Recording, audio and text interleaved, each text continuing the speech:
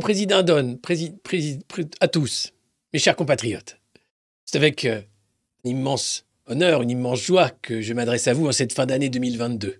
Avec d'abord une pensée pour les enfants des mines qui travaillent pour la grandeur de notre pays, la présidindauté.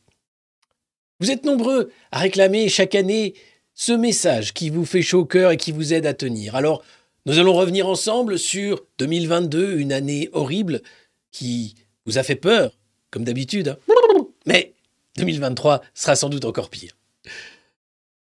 Petit message pour réchauffer les cœurs, pour réchauffer les âmes, pour armer aussi nos présidindons à l'année qui vient, qui, je suis sûr, ne manquera pas de nous surprendre, de vous surprendre.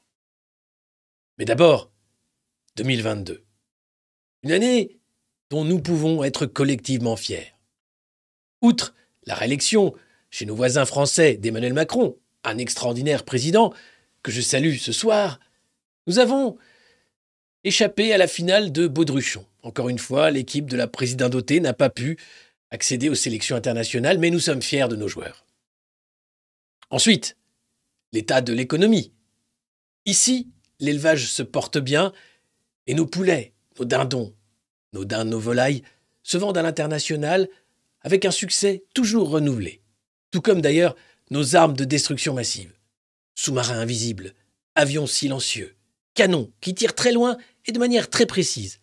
On en a vendu plein, à plein de gens pour tuer plein d'autres gens. Et ça, c'est à la fois le savoir-faire, talent, fer de lance d'une industrie que je salue ce soir.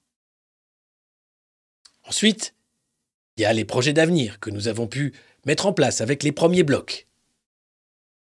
Le projet Présidindauté TikTok 2030. Une armée de TikTokers prêts à faire la publicité et la communication de notre pays à l'international.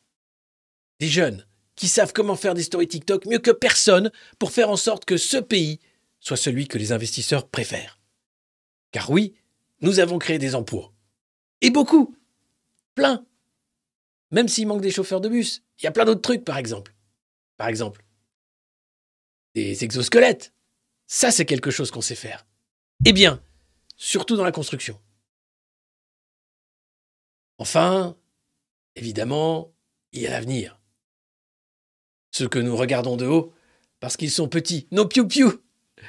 Alors certes, ils sont de plus en plus bêtes. Mais que voulez-vous ? Les parents sont stupides également, et l'éducation nationale ne sert plus à rien. Alors nous avons réussi à mettre en place le service national de la jeunesse de la présidindauté.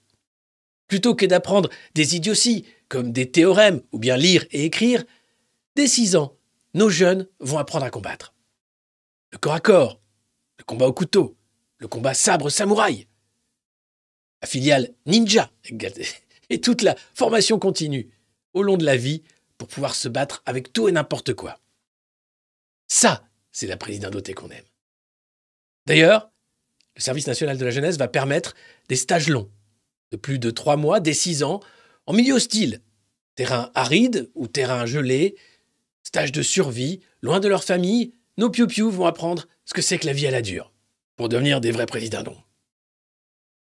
Alors je sais, vous vous dites souvent, qu'est-ce qu'on fait dans ce pays ? Les pieds dans le fumier, tout le temps. On a du mal, on a l'impression qu'on patauge, qu'on ne va pas de l'avant, qu'on reste quelque part comme englué dans le réel. Mais non. Parce que, au-delà de cette ferme putride, il y a l'horizon, là où le soleil se lève. Et dès que le soleil se lève, le coq se met à chanter, même s'il a les pieds dans le fumier. Alors je sais que vous êtes capable de ce courage. Vous me l'avez, à de nombreuses reprises, déjà montré. Je sais également combien compte pour vous ce moment de communion nationale que sont les vœux du président. Je veux avoir ce soir une pensée pour mes prédécesseurs à ce poste, qui ont posé ce chapeau sacré et qui ont pu ainsi communier avec le peuple. Grâce au sondage, vous êtes nombreux à croire que vous m'aimez. Même si je sais que vous êtes nombreux à me détester, je vous emmerde. Mais affectueusement. C'est nécessaire, et c'est d'ailleurs pour cela que nous allons mettre en place les réformes. Je sais, 2023 sera une année de réforme. Et vous êtes nombreux à vous demander, mais quoi? Quoi encore? Je n'ai déjà plus de retraite, je n'ai déjà plus d'assurance chômage, on m'a déjà prélevé un rein pour rembourser la dette de la présidentauté, qu'est-ce qu'on va encore trouver comme réforme de merde? Eh bien, c'est sans compter sur le talent et la magie de nos technocrates. Ils ont fait la grande école de l'administration de la présidentauté. Ils sont ultra calés sur des sujets complètement dingues. Et ils ont trouvé une nouvelle réforme à laquelle nous n'avions pas pensé auparavant. Car oui, il faut la rembourser, cette dette. Et un rein par présidendon et présidendonne ne suffira pas. Alors, il a été décidé de prélever un enfant par famille, que nous vendrons sur les marchés de la traite internationale afin de pouvoir renflouer les caisses de l'État. C'est à vous de choisir lequel de vos enfants vous donnerez à la présidentauté. C'est un honneur pour cet enfant, bien sûr, de servir. C'est un honneur aussi pour cette famille qui saura pourquoi elle fait ce sacrifice ultime. Il n'y a pas que la dette dans la vie, me direz-vous, et vous aurez raison. Il y a aussi la fête. Et ce soir, c'est un peu un soir de fête. Soir où nous allons célébrer le passage d'une année à une autre. Calendrier, me direz-vous, que nous respectons, je ne sais pas pourquoi d'ailleurs, mais parce qu'il faut bien. Alors, je me suis posé quelques questions sur 2023. Sommes-nous prêts? La réponse est oui. Comment? La réponse est oui. Et ça, c'est le fer de lance de ce qu'on sait faire de mieux, c'est-à-dire improviser. Parce que là, vous vous rendez pas compte, mais je parle sans prompteur depuis le début de cette allocution. D'habitude, on avait un prompteur. Mais dans le plan de sobriété que nous avons mis en place, non seulement la caméra, c'est moi qui l'a fait, il n'y a plus de prompteur, le générique, on n'en parle pas, puis je suis même pas sûr que vous regardez cette émission, puisque la plupart d'entre vous ont déjà éteint vos postes de télévision. Dans le cas où vous recevez ce message, j'aimerais que vous vous rappeliez, toujours, dans l'adversité comme dans les moments heureux, que vous pouvez être fier d'être présidendon ou une présidendonne. Il n'y a rien de grave, ce qui se passe dans notre pays, plus que ce qui se passe aux frontières. Épidémie, pandémie, nuages nucléaires, guerre, tout ça ne nous touchera jamais. Nous sommes protégés par une énorme bulle. Cette bulle, c'est vous qui la faites, chaque jour, consommant davantage de psychotropes.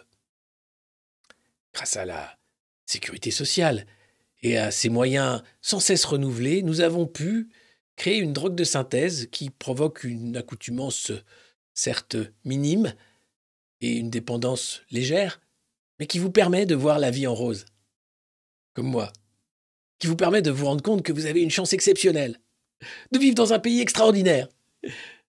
C'est ça qu'on aime, c'est ça qu'on veut. C'est ça, c'est génial. Alors, avant de vous quitter, un bref instant, car vous savez que chaque jour je reviens sur vos écrans de télévision, avant de vous quitter donc, un dernier mot. Pour ceux qui pensent que tout va mal, pour ceux qui voudraient porter la division au sein d'un pays uni et soudé, pour ceux qui n'imaginent pas l'avenir, si ce n'est vers un retour au passé terrible et aux heures sombres de la présidentauté.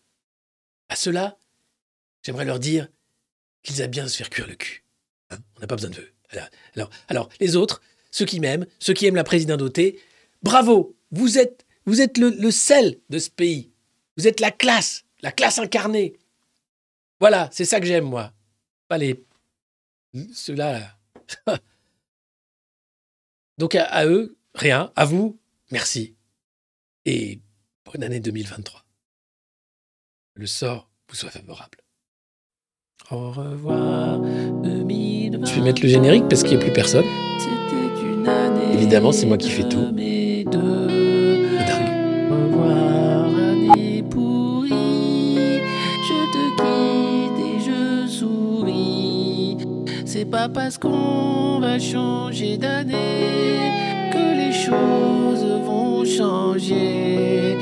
On va rester dans le marais et Macron va nous piétiner. 2022, 2023, c'est pareil, tu le vois pas. On se retrouvera peut-être en 2024.